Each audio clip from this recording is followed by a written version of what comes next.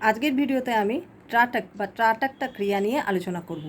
এই ক্রিয়াটা কি, এই ক্রিয়াটা কখন করা উচিত, এই ক্রিয়াটি করলে আমাদের জীবনে কি কি বেনিফিট আমরা পেতে পারি, ক্রিয়াটার সুফল কি আমাদের জীবনে, আর ক্রিয়া কাদের করা উচিত আর কাদের করা উচিত নয়, সে সব কিছু নিয়ে কিন্তু আজকের ভিডিওতে আমরা আলোচনা করব। নমস্কার, আমি সংঘমিত্রা সিনহা আর আপনারা দেখছেন আমার channel Krishna digital motivator with Sanghamitra. ট্রাটাকটা ক্রিয়া নিয়ে আজকে আমরা আলোচনা করব। এটি একটি অত্যন্ত প্রাচীন একটি যৌগিক আমাদের যোগাসনের একটি ক্রিয়া, যে ক্রিয়ার মাধ্যমে কিন্তু আমরা ক্লেনজিং করে থাকি। সেই ক্লেনজিং কিসের ক্লেনজিং করে থাকি? এক নম্বর, আমরা চোখের তো ক্লেনজিং করেই থাকি, আমাদের মনের ক্লেনজিং করে থাকি, ফিজিক্যালি, ইন্টারনালি, এক্সটার্নালি সমস্ত ক্লেনজিংই কিন্তু আমরা করে থাকি, মেন্টালি সব ক্লেনজিংই কিন্তু এই পদ্ধতির মাধ্যমে করে থাকা হয়।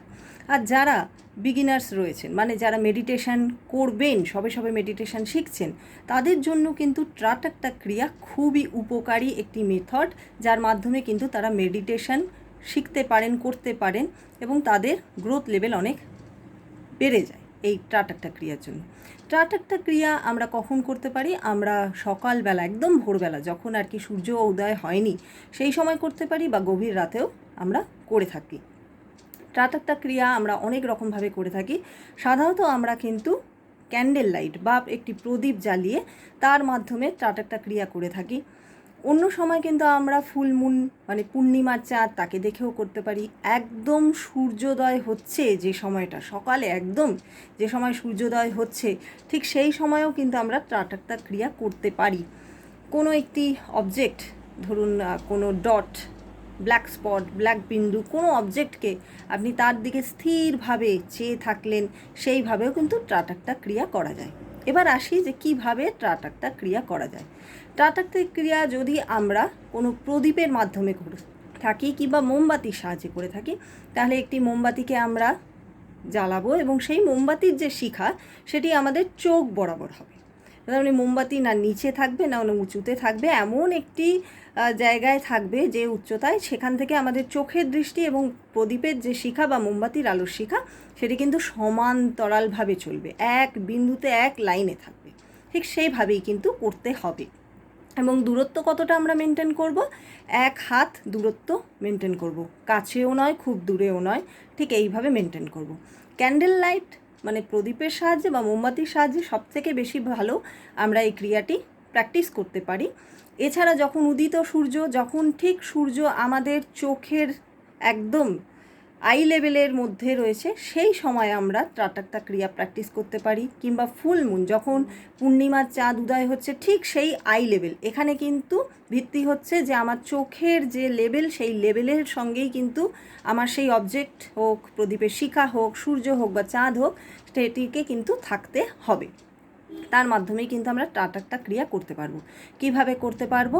যখন আমাদের সমান, চোখের সমান দূরত্বে আমরা 1 হাত দূরত্বে রাখবো এবং চোখের যে লেভেল, সেই লেভেলের দূরত্বের মধ্যে আমরা আমাদের প্রদীপের শিখাটিকে রেখেছি কিংবা মোমবাতির শিখা, এবং চোখ না ব্লিঙ্ক করে, মানে চোখ না ঝপকিয়ে সেইভাবে আমরা এই ক্রিয়াটি করে থাকবো। যতক্ষণ পারি এক দৃষ্টে সেই অবজেক্ট, সেই প্রদীপের শিখার দিকে আমরা তাকিয়ে থাকবো। হতে পারে এইভাবে তাকিয়ে থাকার ফলে আমাদের চোখ দিয়ে জল বেরিয়ে এলো, যখন জল বেরিয়ে আসবে তখন আমরা চোখ আস্তে করে বন্ধ করে নেব এবং আমাদের হাত দিয়ে চোখটা ঢেকে নেব। এইভাবে খুব আস্তে আস্তে করে আমাদের প্র্যাকটিস করতে হবে। প্রথম দিনে আমি ভাবলাম যে আমি 5 মিনিট ধরে করব, সেটা সম্ভব নয়। প্রথম দিনেই আস্তে আস্তে করে ধীরে ধীরে সময়টাকে বাড়াতে হবে। যত দিন যাবে দেখবেন প্র্যাকটিস করতে করতে করতে কিন্তু আপনার যে ডিউরেশনটা আছে, যতক্ষণ তাকিয়ে থাকার, সেই তাকিয়ে থাকার ডিউরেশনটা কিন্তু অনেক বেড়ে যাবে। এই ট্রাটাকটা ক্রিয়া করার ফলে কিন্তু আমাদের চোখের যে দৃষ্টিশক্তি, সেটা বাড়ে, আমাদের কনসেন্ট্রেশন, আমাদের ফোকাস, আমাদের স্ট্রেনদেন, এগুলো বাড়ে। পড়াশুনোর ক্ষেত্রে যারা পরীক্ষার্থী থাকে, শিক্ষার্থী থাকে, তাদের ক্ষেত্রেও কিন্তু ট্রাটাকটা ক্রিয়া খুবই উপকারী। তাদের ফোকাস বাড়ানোর ক্ষেত্রে, তাদের কনসেন্ট্রেশন বাড়ানোর ক্ষেত্রে এটি অত্যন্ত উপকারী। মেডিটেশনের ক্ষেত্রে তো বললামই, প্রথমেই বলেছি, যারা বিগিনার্স, প্রথমেই ধ্যান করতে পারেন না বা মনোসংযোগ করতে পারেন না, তাদের জন্য এই ক্রিয়াটি অত্যন্ত উপকারী। আর আমাদের মনের মানসিক স্ট্রেস, অ্যাংজাইটি দূর করবার জন্যে, তো এটি অত্যন্ত উপকারী। যাদের অনিদ্রার রোগ আছে তাদের ক্ষেত্রেও কিন্তু এটি উপকারী। এবার বলবো যে কারা করতে পারবেন না। যাদের হাই প্রেশার আছে, হাই পাওয়ার আছে চোখের, বা গ্লুকোমা আছে, মায়োপিয়া আছে, বা বিভিন্ন ধরনের অন্যান্য অসুখ আছে, সেক্ষেত্রে কিন্তু করা যাবে না, কিংবা করলেও সেটা ডাক্তারের পরামর্শ ছাড়া একদমই করা উচিত নয়। আমি মনে করি যে কোনোই যৌগিক ক্রিয়া, মানে যেগুলি যোগাসন হোক, ব্যায়াম হোক, একটি দেখলাম এবং সেটা দেখেই আমার ভালো লাগলো, আমি করে ফেললাম, কিন্তু আমার শরীরের কতখানি ক্ষমতা আছে সেটি আমি আদৌ করতে পারবো কি না সেটা জানলাম না, অথচ করে আমার হিতে বিপরীত হলো। যদিও যোগাসন বা ব্যায়ামে কোনো আর কি অহিত হয় না, কিন্তু আমার শরীর বুঝেই কিন্তু সব কাজ করা উচিত। অবশ্যই সবসময় ট্রেনারের কিংবা ডাক্তারের পরামর্শ ছাড়া, সবসময় ডাক্তারের পরামর্শ ছাড়া কোনো ক্রিয়াই কিন্তু করা উচিত নয়, যোগাসন হোক, ব্যায়াম হোক। তো এক্ষেত্রেও যাদের অসুবিধা থাকবে তারা অবশ্যই ডাক্তারের পরামর্শ নিয়ে তবেই কিন্তু ক্রিয়াটি করবেন।